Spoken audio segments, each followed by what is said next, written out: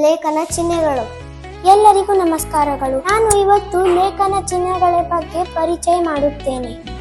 ನಾವು ಬರೆದ ವಿಚಾರಗಳು ಸ್ಪಷ್ಟವಾಗಿ ಅರ್ಥವಾಗಲೆಂದು ಅಲ್ಲಲ್ಲಿ ಉಪಯೋಗಿಸುವ ಚಿಹ್ನೆಗಳನ್ನು ಲೇಖನ ಚಿಹ್ನೆಗಳು ಎನ್ನುವರು.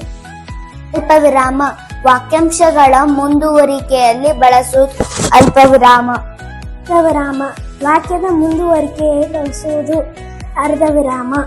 ಪೂರ್ಣವಿರಾಮ, ಪೂರ್ಣ ವಾಕ್ಯದ ಕೊನೆಯಲ್ಲಿ ಬಳಸುವುದು ಪೂರ್ಣವಿರಾಮ.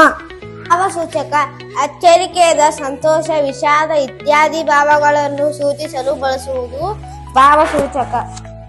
ಆವರಣ ಚಿಹ್ನೆ, ಪರ್ಯಾಯ ಅಥವಾ ಹೆಚ್ಚಿನ ವಿವರವನ್ನು ತೋರಿಸುವಾಗ ಬಳಸುವುದು ಆವರಣ ಚಿಹ್ನೆ.